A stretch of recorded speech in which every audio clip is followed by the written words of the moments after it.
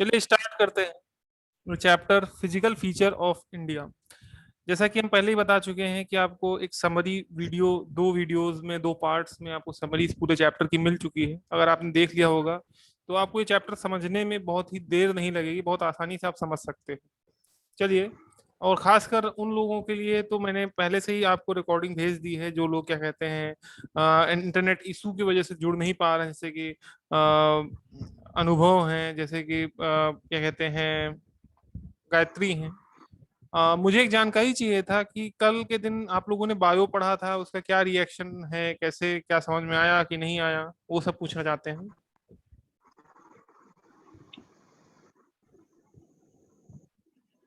कल बायो पढ़ाया गया था युवराज, यस सर। कैसा था? अनुष्का, अच्छा। आपको समझ में आया था? यस सर, बिल्कुल। जी, चलिए स्टार्ट करते हैं अपना ये chapter physical feature of India. ठीक है, इंडिया के फिजिकल फीचर्स को देखते हैं। फिजिकल फीचर्स मींस क्या? जो प्राकृतिक चीजें हमें नेचर के द्वारा मिली हैं, जिसमें हमारा कोई भी रोल नहीं है, जिसमें हमने कुछ भी नहीं किया है, ठीक है, हमारा कोई भी इन्वॉल्वमेंट नहीं है, लेकिन वो हमारे लिए बहुत सहायक। ठीक है, जैसे एग्जाम्पल माउंटेन्स की बात करें, रिवर की बात करें, वैलीज की बात करें, ठीक है, ओशियन है, बहुत सारी चीजें हैं। ठीक है, आपका जो है प्लेट्यू है, पेनिनसुला प्लेट्यू है, ठीक है, डेजर्ट है। हर एक चीज हमारे लिए कहीं ना कहीं किसी न किसी रूप में बेनिफिशियल है। ठीक है, किसी न किसी चीज में हमें कहीं ना कहीं किसी तरीके से फायदा मिल रहा है। You have already learn earlier that India is a vast country with varied land forms। आपने पहले से पढ़ के रखा हुआ है कि इंडिया एक पहले से फैला हुआ देश है। ठीक है, वेस्ट कंट्री मीन्स हमारा एरिया के वाइज में बहुत बड़े देश नहीं है, लेकिन स्प्रेड आउट है, बहुत दूर तक फैले हुए हैं। ठीक है, फिर विद वेरीड लैंड फॉर्म। ठीक है, कहीं पे जमीन समतल है, कहीं पे ऊंचा। हाँ बोलिए युवराज। सर, आपने इसे एक्सप्लेन कर दिया है। हाँ, वो स्टार्टिंग से इसलिए कर रहे हैं क्योंकि लास्ट टाइम अभी समरी का वीडियो आपको उस दिन दिया गया था। अभी स्टार्टिंग से फिर से एक्सप्लेन कर रहे हैं क्योंकि कुछ लोगों का छूट गया था, उस दिन सिर्फ 20 मिनट की क्लास चली थी, इस वजह से कंप्लीट। Okay sir. ठीक है, फिर in a vast country with varied landforms. ठीक है, कहीं पे समतल भूमि है, कहीं पे पहाड़ियां पाई जाती हैं, कहीं पे वैली है, कहीं पे हिल एरिया है। ठीक है, हर एक तरह के फीचर्स आपको देखने को मिलते हैं इसी इंडिया में। ठीक है, आपको आवाज आ रही है?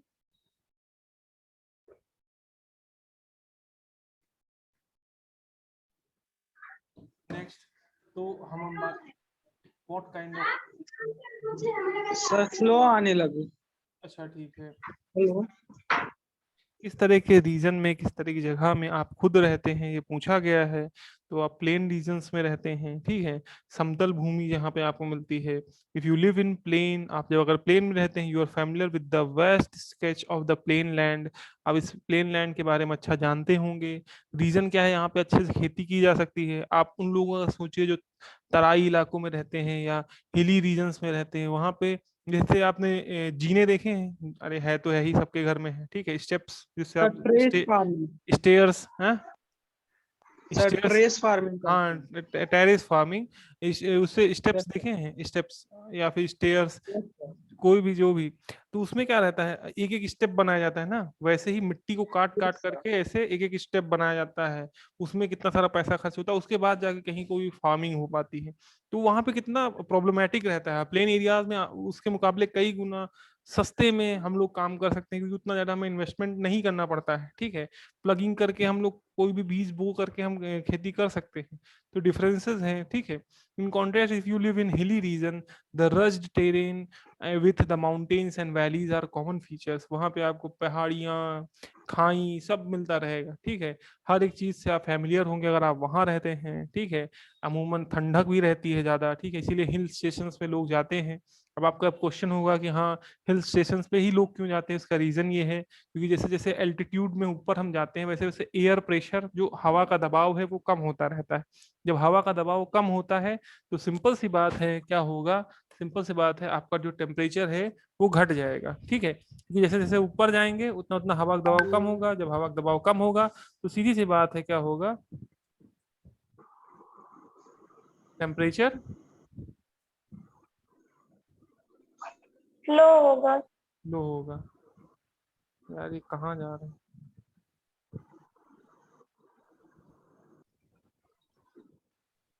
या तो फिर इसमें हम जो बात करते हैं हिली रीजन्स में इसीलिए जाते हैं क्योंकि जो है उस हिसाब से जैसे जैसे ऊपर जाते हैं वैसे वैसे क्या है, एयर प्रेशर कम होता है, उसके बाद ठंडक महसूस होती है। तो वहां पे आप अगर रहते हैं हिली रीजन में रहते हैं आपको ठंडक महसूस होती होगी।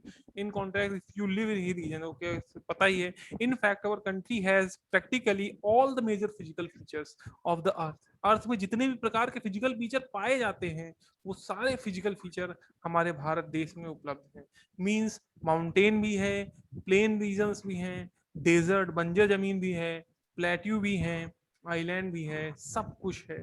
The land of India displace great physical variation. जो भारत देश की जमीन है उसमें वेरिएशन पाया जाता है, डिफरेंसेस पाए जाते हैं, फिजिकल वेरिएशन पाया जाता है। Geologically the peninsula plateau constitute one of the ancient land mass of the earth surface. पूरी पृथ्वी में, पूरे भूलोक में सबसे पुराना जो क्या कहते हैं स्थल, जो सबसे पुराना जो है क्या कहते हैं फीचर, फिजिकल फीचर पाया जाता है, वो आपका पेनिनसुला प्लेट्यू है। ठीक है, अब उसके बाद बढ़ते हैं फिर geologically the peninsula plateau constitute one of the most ancient, अच्छा एशियंट है। It was supposed to be one of the most stable land block, और सबसे ज्यादा स्थिर, क्योंकि और अमूमन हर जगह आप अर्थक्वेक्स देखते हैं, प्लेट टेक्टोनिक में मूवमेंट देखते हैं, लेकिन सबसे ज्यादा कोई चीज फिक्स है, कोई स्थिर, अगर आपको क्या कहते हैं स्थिर, स्थिरता किसी लैंड मास में आपको मिल रही है, वो मोस्ट स्टेबल लैंड मास वो कौन सा है? वो लैंड ब्लॉक, सबसे स्टेबल लैंड ब्लॉक है आपका कौन सा? Peninsular Plateau. Peninsula Plateau. The Himalayas and Northern Plains are the most recent landform. Himalaya और नदन प्लेन जब से बाद में बने हुए लैंडफॉर्म है।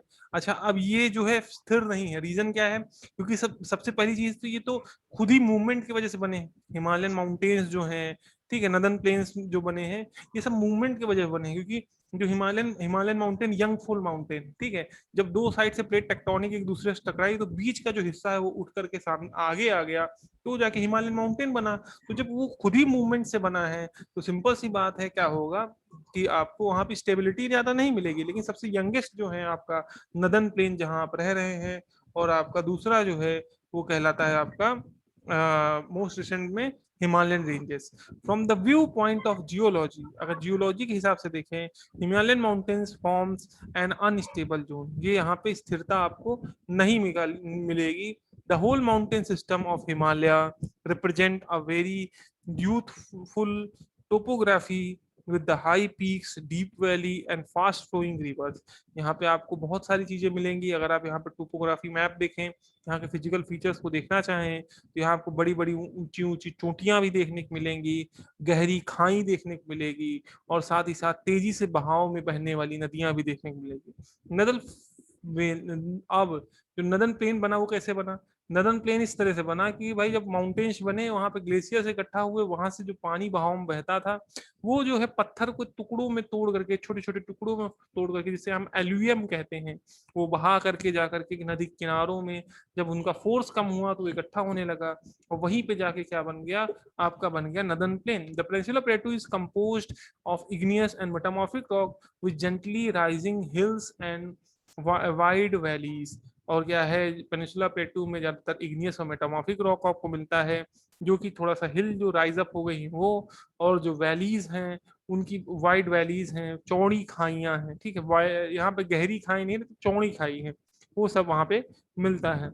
मेजर फिजियोग्राफिक डिविजन्स, अब फिजियोग्राफिक डिविजन्स देखते हैं, जो कि एग्जैक्टली जब हम फिजिकल मैप देखते हैं तो वहां पे जो डिवीजन दिखाई पड़ता है वो एग्जैक्टली फिजिकल डिवीजन है।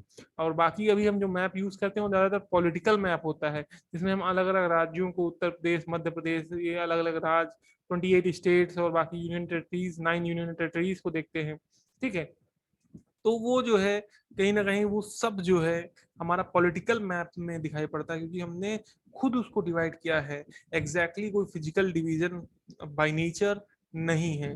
तो जो मेन फिजिकल डिविजन्स की अगर हम बात करें तो वो कौन कौन से हैं, आइए उनको देख लेते हैं। पहला है हिमालयन माउंटेन है, ठीक है, हिमालय की बात करें, फिर नदन प्लेन है जिसमें हम रह रहे हैं, फिर पेनिसुला प्लेटू है जो सदर्न साइड में है, फिर इंडियन डेजर्ट है जो कि राजस्थान साइड है, ठीक है, और फिर कोस्टल एरियाज की बात करें जो भाई कोलकाता से लेकर के पूरा उड़ीसा, केरला, इस तरह सब घूमते आप चले जाइए, गुजरात तक आपको पोर्ट ही पोर्ट मिलेंगे। फिर उसके बाद आपका आता है कोस्टल प्लेन्स हो गए, उसके बाद फिर आपका आता है islands.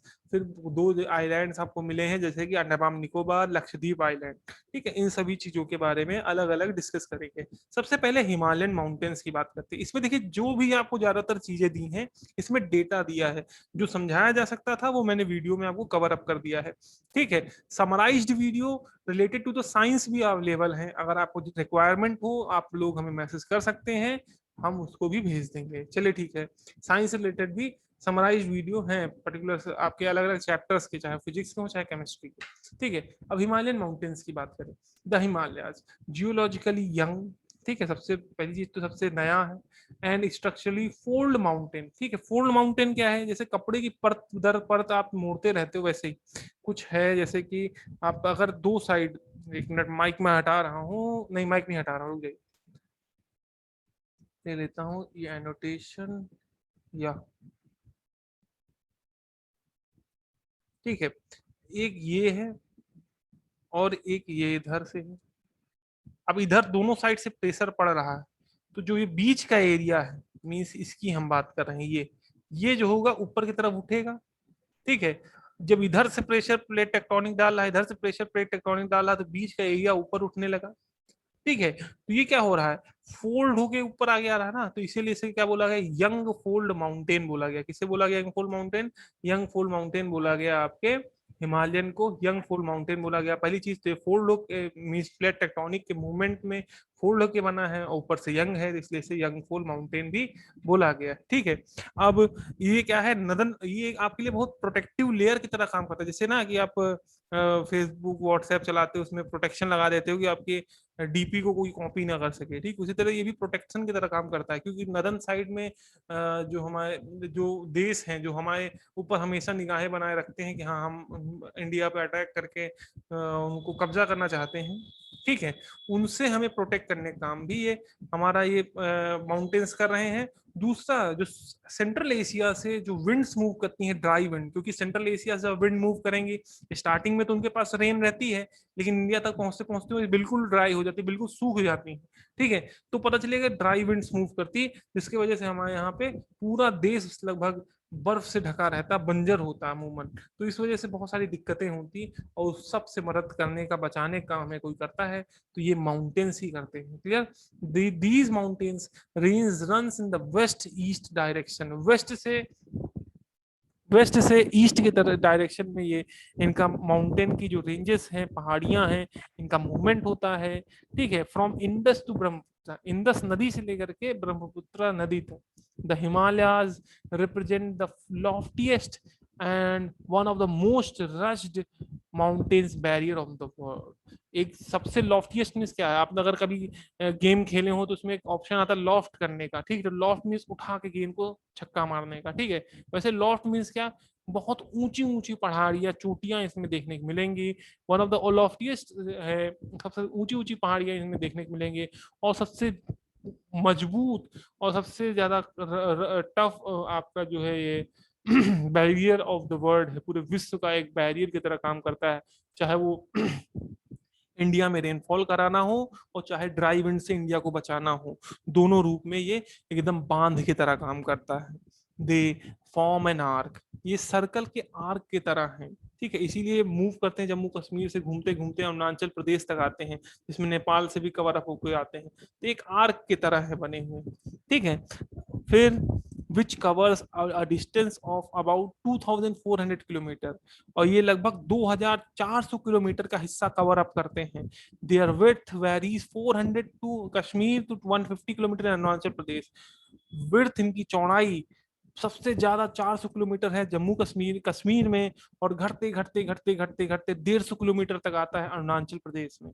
The altitude variation are greater in the eastern half than those on the western half. जो एल्टीट्यूड वेरिएशन है, हाइट का वेरिएशन की बात करें तो ईस्टर्न हाफ में ज्यादा हाइट आपको देखने को मिलती है। वेस्टर्न हाफ में कम हाइट वाले माउंटेन्स देखने को मिलते हैं। ठीक है। The Himalaya consist of 3 parallel ranges, 3 parallel range, parallel means पता ही, जो एक दूसरे के इंटरसेक्ट ना करे, ranges in in its longitudinal extent. Longitudinal extent में क्या है, 3 पैरेलल रेंजेस हैं हिमालय के। अ नंबर ऑफ वैलीज, बहुत सारी वैली हैं, बहुत सारी खाइयां हैं। Between these ranges, in ranges के बीच में, इन पहाड़ियों के बीच में बहुत सारी वैली भी पाई जाती है। The northern most range is known as the great or inner Himalaya. जो नदर्न मोस्ट, सबसे नॉर्थ साइड में जो रेंज है, या कश्मीर साइड जो रेंज है, उसे हम ग्रेटर और इनर हिमालय कहते हैं, या फिर हिमद्री कह देते हैं। It is the most continuous range consisting loftiest peaks with an average height of 6000 metre. अब इसमें क्या है, जो रेंज है, रेंज सबसे ज्यादा ऊंचाई वाले, इसमें आपको पहाड़ी ऊंची चोटियां दिखाई पड़ेंगी। और जो एवरेज हाइट है, एवरेज हाइट मीन्स क्या, सम ऑफ ऑल, सबका हाइट जोड़ करके नंबर ऑफ माउंटेन से डिवाइड करो, तो यहाँ पे एवरेज हाइट लगभग 6000 मीटर की है। इसका मतलब कि कोई भी पहाड़ चाहे इतना छोटा हो, 6000 मीटर से नीचे कोई पहाड़ नहीं है। It contain all prominent Himalayan peaks. इसमें ज्यादातर जो मुख्य हिमालयन हिमालय की चोटी होती है, ज्यादातर उसमें उपलब्ध है। Assam of the highest peaks की बात करें तो माउंट एवरेस्ट है, 8848 मीटर है। बाकी आप रीड कर सकते हैं, बल्कि माउंट एवरेस्ट जो है नेपाल में सिचुएटेड है। ठीक है, वो कंटिन्यूएशन ही है हिमालय का, बट वो नेपाल में स्थित है, उसके बाद जाकर फिर अरुणाचल प्रदेश तक गया। Clear. The folds of the great Himalayas are asymmetrical in nature. जो फोल्डिंग है, जो फोल्ड होकर जो ग्रेट हिमालय में माउंटेन दिखाई पड़े हैं, वो एसिमेट्रिकल है, मीन्स अनइक्वल नहीं है। ठीक है, सिमेट्रिकल नहीं है। ठीक है, सिमेट्रिकल मीन्स क्या, दोनों साइड एक ही तरह दिखते हो, बीच से आप डिवाइड करो तो दोनों एक दूसरे को कवर अप कर दें। एसिमेट्रिकल मीन्स दोनों साइड ऐसा नहीं कि एक ही तरफ चढ़ाई इस तरह है, दूसरी तरफ भी चढ़ाई उसी तरह है, नहीं, ऐसा कुछ नहीं है। The core of this Himalayas is composed of granite.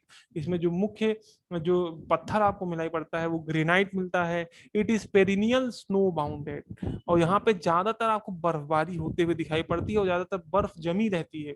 इसी कारण से आपको पेरिनियल रिवर्स भी देखने को मिलती हैं। कहाँ पर पेरिनियल रिवर्स देखने को मिलती है? पूरे आपके उत्तर प्रदेश में और पूरे इंडिया, नदर्न पार्ट में, सॉरी इंडिया में नहीं कह सकते, क्योंकि सदर्न पार्ट में नॉन पेरिनियल रिवर्स है, जहाँ पे साल भर पानी नहीं रहता। लेकिन पर नदर्न पार्ट में ज्यादातर रिवर्स पेरिनियल है, उसमें हमेशा पानी अवेलेबल रहता है। उसका कारण कोई है तो हिमालयाज में जो प्रेजेंट स्नो है, बर्फ है, वही है। A number of glacier decent from this ranges, बहुत सारी ग्लेशियर्स भी यहीं पाई जाती हैं। The range lies on the south of the Himadri, forms the most rugged mountain system is known as Himachal or Lesser Himalayas. The ranges of mainly composed of the height, compressed and entered rocks. The altitude varies from 3700 to 4500 metre and average width of 50 kilometre. अब यहाँ पे हम दूसरे तरफ बात कर रहे हैं, दूसरा जो है हमारा क्या, लेसर हिमालय की बात करें, जो सेकंड मोस्ट साइड में है, दूसरे साइड में है, लेसर हिमालय की बात करें। ठीक है, अब लेसर हिमालय में क्या है, लेसर हिमालय में लगभग एवरेज हाइट कितना है, एवरेज हाइट लगभग 50, सॉरी एवरेज विड्थ, चौड़ाई कितनी है, 50 किलोमीटर की है। और एल्टीट्यूड वेरी करता है, डिफरेंसेस रहते हैं, लगभग 3700 से लेके 4500 किलोमीटर के उसके बीच में, उसके दरमियान में रहता है। ठीक है। और पीर पंजल रेंज, जो पीर पंजल रेंज है, firms the longest and the most important range. ठीक है, सबसे लंबी और सबसे महत्वपूर्ण रेंज के रूप में, पहाड़ी के रूप में सामने आता है। The Dhauladhar and the Mahabharat range are also prominent one, वो सब भी बहुत इंपॉर्टेंट रेंजेस हैं, पहाड़ियां हैं। This range consist of the famously valley of Kashmir. इन्हीं सब रेंजेस में जो कश्मीर वैली, जो कि आज बहुत फेमस है, एक समय पर वहाँ पे पूरी फिल्म शूट होती थी, जो कश्मीर से रिलेटेड जो भी फिल्म बनती थी, सब उसी वैली में शूट होती थी, वो वहीं पाया जाता है।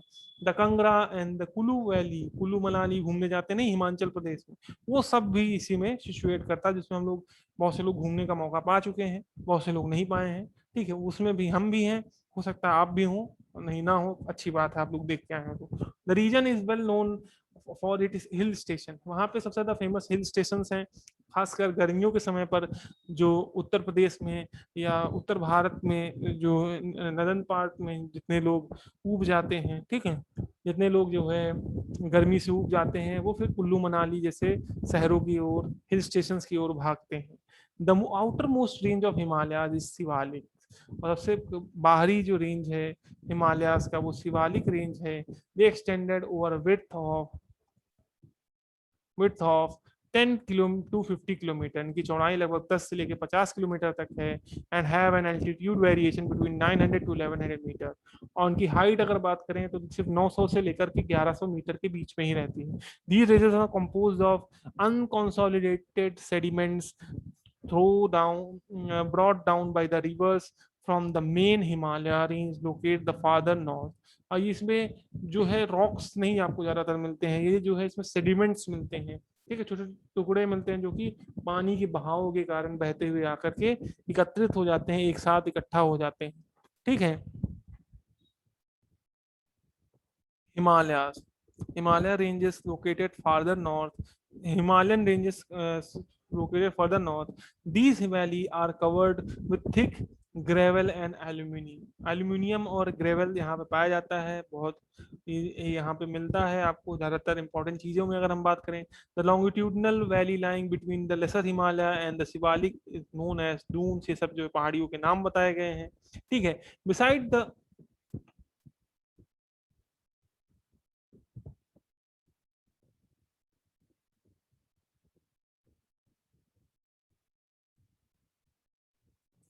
तो या तो दूसरा जो हमने बात की थी, अब बात कहाँ आ गई, हाँ, तो Himalaya and the Shivaliks are known as Dun. अच्छा, द लॉन्गिट्यूडनल वैली, अच्छा ठीक है, एक minute.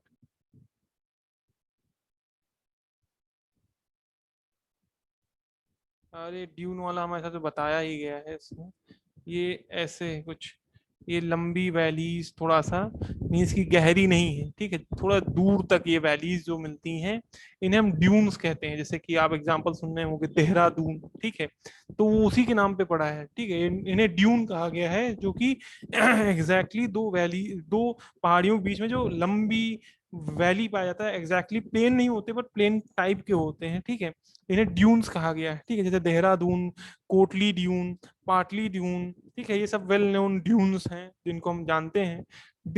Besides the longitudinal divisions, the Himalayan have been divided on the basis of region from west to east.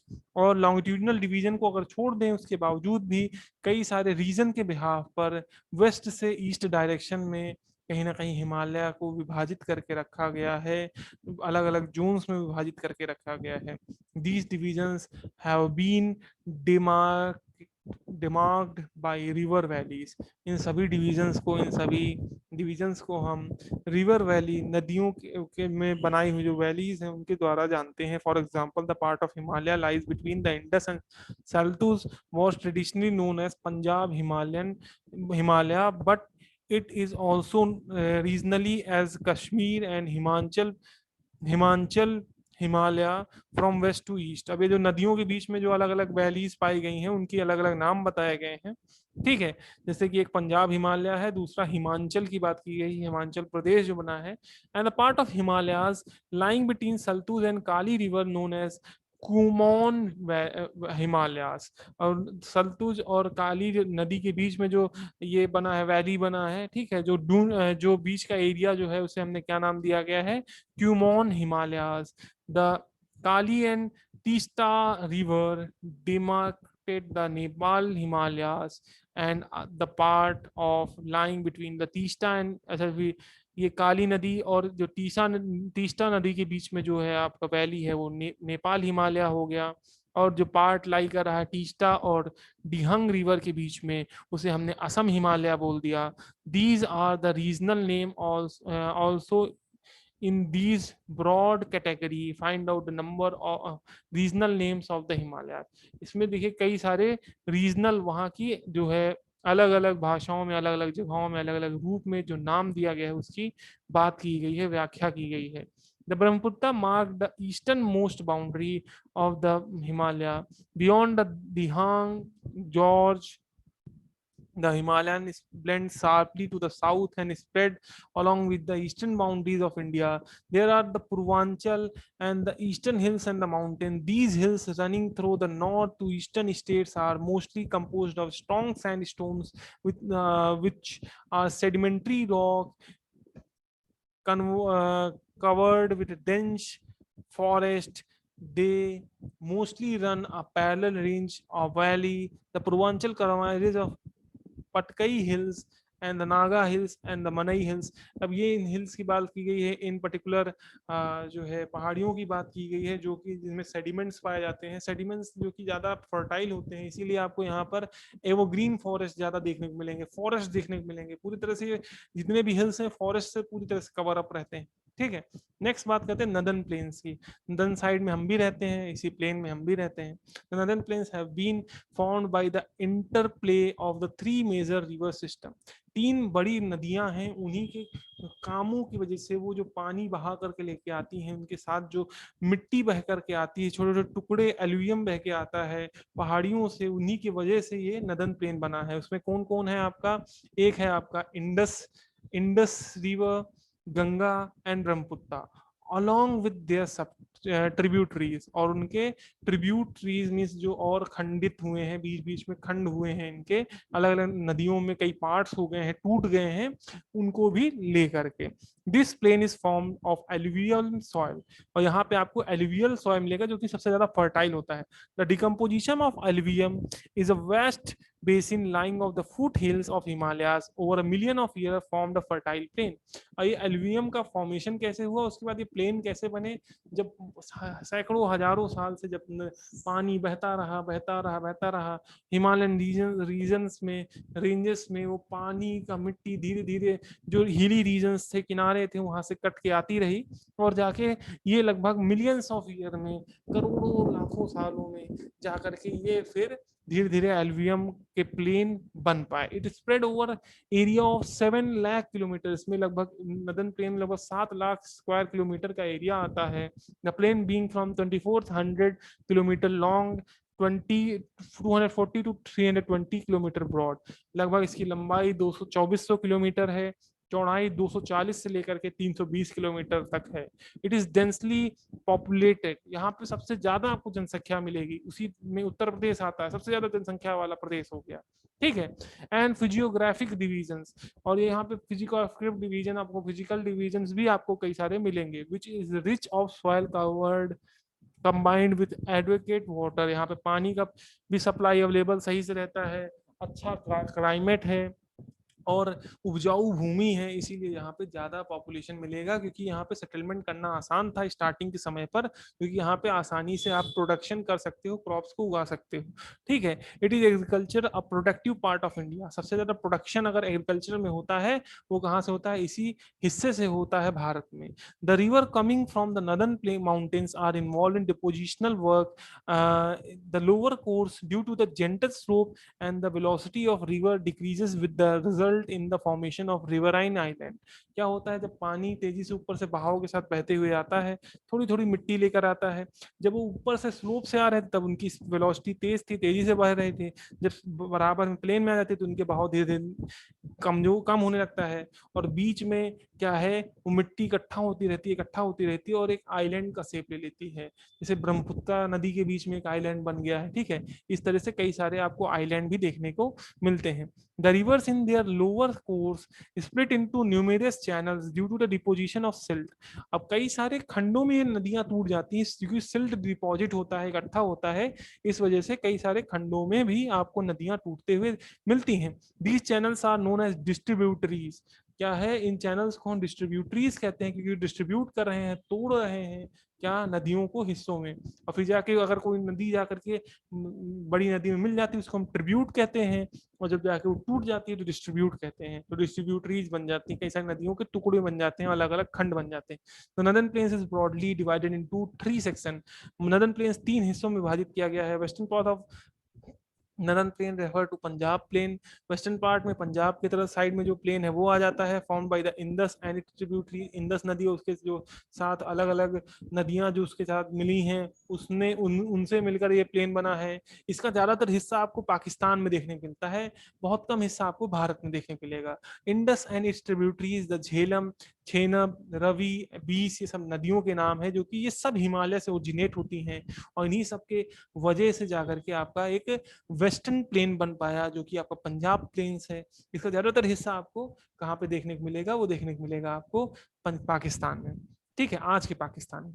The Ganga plane, Ganga नदी का, इसमें क्या है, घाघर से तीस्ता नदी के बीच में, it spread over the state of north India, north India में हरियाणा है, दिल्ली है, उत्तर प्रदेश है, बिहार है, झारखंड का कुछ हिस्सा है, ठीक है, वेस्ट बंगाल का हिस्सा, West Bengal to its particularly in Assam lies between lies the Brahmaputra plain, और जो है वेस्ट बंगाल और उसके ईस्टर्न साइड में और असम साइड में जहां पर ब्रह्मपुत्र प्लेन भी पाया जाता है। Then northern plains are generally described as flat with land with no variation in its relief। यहाँ पे नदन प्लेन की जब बात करते हैं तो एक फ्लैट लैंड की बात करते हैं जहाँ पे आपको किसी प्रकार का उबड़ खाबड़ जमीन आपको नहीं मिलेगी, ऊंचाई नीचाई इस तरह देखने को नहीं मिलेगी। इट इज नॉट ट्रू, ऐसा सत्य नहीं है। हम यही सोचते हैं ना कि हाँ ऐसा नहीं, एकदम बराबर जमीन है, ठीक है। Their vast plains also have diverse relief features, कई सारी ऐसी जमीन है जहाँ पे आपको कई सारे रिलीफ फीचर्स मिलेंगे, कई सारी पहाड़ियां भी देखने को मिलेंगी। The northern plains can be divided into 4 section, 4 बड़े हिस्सों में विभाजित कर सकते हैं नॉर्दर्न प्लेन का। The river after descending from the mountains depositing payable narrow belts of 8 to 16 kilometer width lying parallel to the slopes of the Sivalaks. It is known as the Bhabar, and all the streams disappears in the Bhabar belt. South of its belt, the stream river re-emerge and create a wet, swampy and marshy regions called Terai. This was thickly forested region full of deserts. The forests have been cleared to create agricultural land to settle the migrant from Pakistan after partition. Locate Dhumwa national park in this region. देखिए इसके दो बड़े हिस्से हैं, एक हिस्सा है जहां पर आपको पानी जो है, पानी की उपलब्धता, नमी की उपलब्धता कम देखने को मिलेगी, एक इस तरह से बनी हुई प्लेन है, जमीन है। और दूसरा एक तरह का है जिसमें आपको पानी की उपलब्धता ज्यादा मिलेगी। जिसमें पानी की उपलब्धता ज्यादा मिलती है, तराई रीजन है, वहां पे आपको जंगल देखने को मिलते हैं, खूब सारे जंगल देखने को मिलते हैं, ठीक है, फॉरेस्ट देखने को मिलते हैं, ठीक है। और जो दूसरा रीजन है जहाँ पे सूखा है, वहां पे आपको हार्श लैंड देखने को मिलेगा, वहां पे खेती बाड़ी की जाती है ज्यादातर, वहां पे आपको जंगल देखने नहीं मिलेंगे। अब जो तराई रीजन में बहुत सारे फॉरेस्ट थे उनको कट डाउन कर दिया गया, काट दिया गया, क्योंकि हम लोग खेती बाड़ी करने के लिए उनका इस्तेमाल करने लगे। Largest part of northern plain is formed in the older alluvium. It is light to flood plains of the river and present of terrace like feature. This is called the Bhangar. Okay, the soil this region contains the calorific deposit called kankar, the newer and younger deposit of khadar। Okay okay, ठीक। अब दो तरह के reason, एक खादर है, एक भांगर। खादर भांगर ये सब क्या है, ठीक है। जब पहला जो था भांगर, भांगर में क्या है, उसमें मीन्स कि वो हायर अल्टीट्यूड में रहते हैं, थोड़ा ऊंचाई में रहते हैं, बहुत नीचे नहीं रहते हैं। इसकी वजह से क्या रहता है कि जब पानी पानी जब बहुत ओवरफ्लो किया या फिर जाकर के बाढ़ आ गई, तो उस कंडीशन में जाकर के पानी उन एरियाज में जाता है और जाकर के वहां पे नई फ्रेश एल्यूवियम डिपॉजिट करता है, ठीक है। और जो दूसरा है वो जो है लोअर लेवल्स में जो है, वहां पे हर साल पानी के बहाव की वजह से हर बार एल्यूवियम आता है, ठीक है। तो जहां बहुत दिनों से नई सिल्ट, नई लेयर एल्यूवियम की डिपॉजिट नहीं हुई है, तो वहां थोड़ा फर्टिलिटी कम हो जाती है। और जहां हर साल रिन्यूअल होता रहता है, परिवर्तित होता रहता है, तो वहां फर्टिलिटी ज्यादा रहती है, तो वहां खेती ज्यादा की जा सकती है। Clear? Is that clear Yuvraj, Anushka? Yes sir. Yes sir. ठीक है, अब नदन प्लेन्स के आगे कंटिन्यू करेंगे कल, मतलब नेक्स्ट क्लास में। और जो भी डाउट हो प्लीज बता दिया करें। Okay okay sir. Anushka? Yes sir. Okay, bye everyone, good bye. Bye bye sir.